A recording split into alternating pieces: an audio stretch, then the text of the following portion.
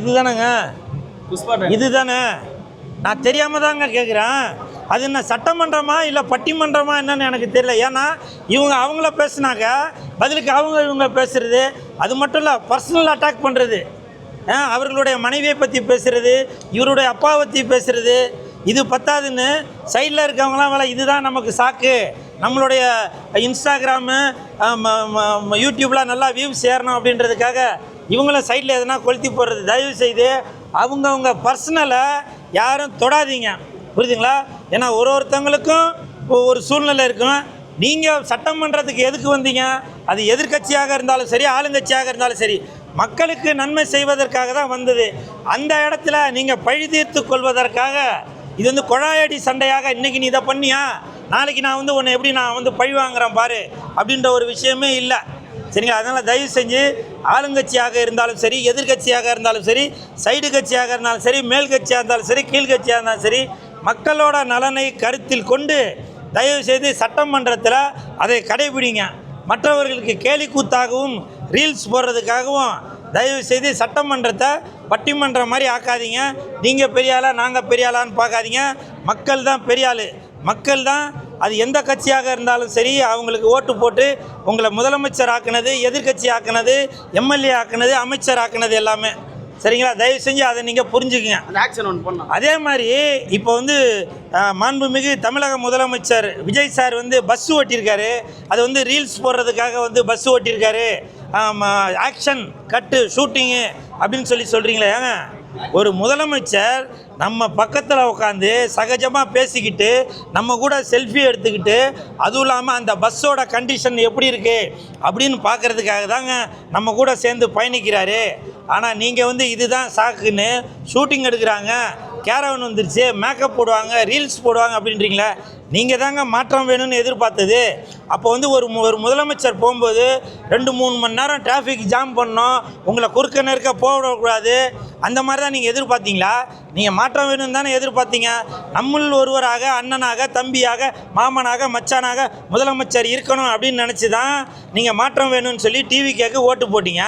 அவர் பஸ்ஸில் ஏறி அவர் ஒரு சக பயணியாக அதில் உள்ள திட்டங்கள்லாம் எப்படி இருக்குது, சொகுசாக இருக்கா, காற்று வருதா, ஏசி ஓடுதா, டிரைவர்லாம் எப்படி நம்மள்கிட்ட அணுகுமுறையில் இருக்கிறாங்க அப்படின்னு சொல்லி பார்த்தாரு. அதனால் தயவுசெய்து மாண்புமிகு தமிழக முதலமைச்சர் அவர்களை கேலியும் கிண்டலும் பண்ணாதீங்க. நமக்காக உழைக்கிறதுக்கு தான் மாண்புமிகு தமிழக முதலமைச்சர் விஜய் சார் இருக்காங்க. ஓகே, நன்றி.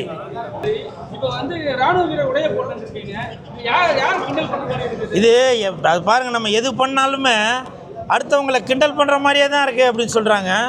அந்த சிங்கப்பெண் உடை போட்டப்போ கூட அந்த சிங்கப்பெண் அந்த திட்டத்தை இன்னமும் பாமர மக்களுக்கு பட்டி தொட்டியெல்லாம் கொண்டு போய் சேர்ப்பதற்காகத்தான் அந்த சிங்கப்பெண் திட்டத்தை விஜய் சார் கொண்டு வந்தாங்க. அதற்கு நான் இன்னும் ஒரு துரும்பாக ஒரு கடுகளவு பட்டி தொட்டியெல்லாம் எடுத்துன்னு போய் சேர்க்கறதுக்காக தான் அந்த சிங்கப்பெண் காஸ்டியூம் போட்டேன். ஆனால் அது பல விமர்சனத்துக்கு உண்டாச்சு. இன்றைக்கி இந்த இராணுவ உடையில் இருப்பதற்கான காரணம், துப்பாக்கியோடு வருவதற்கான காரணம் என்ன அப்படின்றது நீங்கள் இந்த அனந்தன் காடு இந்த படம் பார்த்தீங்கன்னாக்கா உங்களுக்கு தெரியும். எதற்காக கூல் சுரேஷ் அவர்கள் அனந்தன் காடு படம் பார்ப்பதற்கு இந்த இராணுவ வீரர் உடையில் வந்திருக்கேன் அப்படின்னு. ஏன்னா இந்த படம் ஒரு இராணுவம் சம்மந்தப்பட்டது. நீங்கள் படம் பார்க்கும்போது தெரியும், ஒரு தமிழன், இந்தியன் அப்படின்ற ஒரு உணர்வு இந்த படம் பார்க்கும்போது உங்களுக்கு தெரியும். அதை பார்த்தீங்கன்னாக்கா நீங்களே புரிஞ்சுப்பீங்க. ஸோ அதனால தான் நிறையா அவார்டுகள் எல்லாமே மலையாள நடிகர்கள் வாங்கிட்டு போகிறாங்கன்னு நினைக்கிறேன்.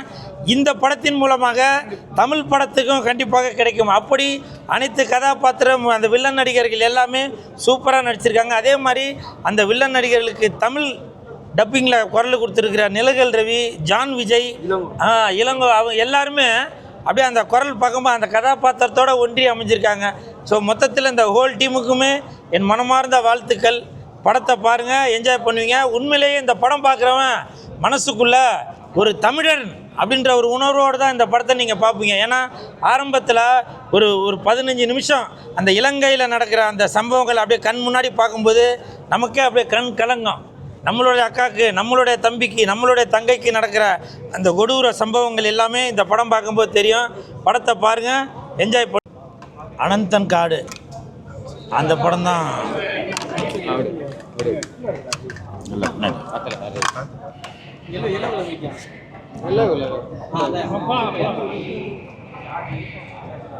அனந்தன் காடு அந்த படம் தான் இப்போ நான் பார்த்துட்டு வரேன்.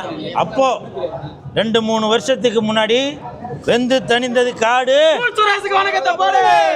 அது இல்லைடா, அப்போ வெந்து தணிந்தது காடு. இப்போ ஆர்யாவின் அனந்தன் காடு அந்த படம் தான் இப்போ நான் பார்த்துட்டு வரேன். படம் நல்லா அருமையாக இருக்குது. ஆர்யா அவர்களுக்கு இதுவரைக்கும் நடிக்காத ஒரு மாறுபட்ட கதாபாத்திரம். அவர் இலங்கை தமிழ் பேசுனா இது வரைக்கும் நீங்கள் பார்த்துருக்க மாட்டீங்க. எப்படி அஜித் சாரோட அந்த கொஞ்சி பேசுகிற அந்த வாய்ஸ் இருக்குமோ அப்படி தான் நீங்கள் இது வரைக்கும் ஆர்யாவோட குரல் பார்த்துருப்பீங்க. இந்த படத்தில் ஒரு வீரமான கம்பீரமான தமிழன் அப்படின்னு சொல்லக்கூடிய அந்த வார்த்தையோட அந்த இலங்கை போராளியாக இருக்கிறாரு. அப்படி அந்த கதாபாத்திரத்தோடு ஒன்றி இருக்கிறவர் தான் இந்த ஆர்யா அவர்கள். நல்லா சூப்பராக நடிச்சிருக்கார். ரொம்ப அசால்ட்டான நடிப்பு. அதாவது 25-30 வருஷத்துக்கு முன்னாடி என்ன சார் என்ன பிரச்சனை, 25-30 வருஷத்துக்கு முன்னாடி குருதி புனல் அந்த படம் பார்த்துருப்பீங்க. அதில் வந்து கமல் சார், அர்ஜுன் சார் அவங்களுடைய நடிப்பு எப்படி இருக்கும், ரொம்ப செட்டில்டாக நடிச்சிருப்பாங்க. ஒரு மணிரத்னம் சார் படம், அந்த படம்லாம் பார்க்கும்போது அதில் உள்ள நடிகர்கள்லாம் மிகைப்படுத்தி நடிக்காமல் அந்த கேரக்டராகவே ரொம்ப செட்டில்டாக நடிச்சிருப்பாங்க. அப்படித்தான் இந்த படத்தில் நடிச்சிருக்கிற ஒரு கதாபாத்திரமுமே நல்லா செதுக்கி வச்சுருக்காரு ஜியோன் கிருஷ்ணகுமார். அந்த இயக்குனர் அவர்களுக்கு மனமார்ந்த வாழ்த்துக்கள். படத்தின் தயாரிப்பாளர் வினோத்குமார் அவருக்கும் மனமார்ந்த வாழ்த்துக்கள். ஏன்னா இந்த மாதிரி படத்தை தயாரிக்கிறதுக்கு ஒரு கெட்ஸு வேணும். ஏதோ ஒரு வியாபார நோக்கத்தில் ஒரு படம் எடுக்கிறோம் அப்படின்னு இல்லாமல் தான் ஒரு தமிழன் அப்படின்ற ஒரு உணர்வோடு தான் இந்த வினோத்குமார் அவர்கள் அனந்தன் காடு இந்த படத்தை வந்து தயாரித்திருக்காரு. அவருக்கு மனமார்ந்த வாழ்த்துக்களை தெரிவித்துக் கொள்கிறேன். அது மட்டும் இல்லை, இதில் நிறையா நடிகர்கள், போஸ் வெங்கட் இதில் நடிச்சிருக்காரு, சுனில் அவர்கள் நடிச்சிருக்காங்க. இப்படி பேன் இண்டியா படத்திற்கு தேவையான அனைத்து நடிகர்களுமே இந்த அனந்தன் காடில் நடிச்சிருக்காங்க. முக்கியமாக இந்த படத்துக்கு ஸ்கோர் பண்ணியிருக்கிறது மியூசிக் தான். Music extraordinary. நம்ம ஒரு இடத்துல கூட இந்த பக்கம் திரும்ப முடியாது. அப்படி மியூசிக் சும்மா தர தர தர தர தர அப்படின்னு மியூசிக் போட்டிருக்காரு. அதே மாதிரி வசனம் எழுதியிருக்கிற ஒரு பேர் தெரியல, நல்ல உணர்வுபூர்வமான வசனங்கள் எழுதியிருக்காரு இந்த அனந்தன் காடு படத்திற்கு. உண்மையிலேயே இந்த ஹோல் டீமுக்குமே என் மனமார்ந்த வாழ்த்துக்கள். ஃபைட்டு அதே மாதிரி உண்மையிலேயே நம்ம ஒரு டீ கடைக்கிட்ட சண்டை போடும்போது எப்படி போடுவோம், ஒரு காலேஜில் சண்டை போடும்போது எப்படி போடுவோமோ அதே மாதிரி உண்மையான சண்டையாக தான் இந்த படத்தில் பார்க்கும்போது தெரியும். அந்த சண்டை பயிற்சியாளருக்கு மனமார்ந்த வாழ்த்துக்கள். இப்படி அனைத்துமே அனந்தன் காடுக்கு எனக்கு தெரிஞ்சு நேஷ்னல் அவார்டு வாங்கிறதுக்கான அனைத்து பொருத்தங்களுமே இந்த அனந்தன் காடு படத்துக்கு இருக்குது. ஸோ இந்த ஹோல் டீமுக்கும் மனமார்ந்த வாழ்த்துக்கள். படத்தை பாருங்கள், என்ஜாய் பண்ணுவீங்க.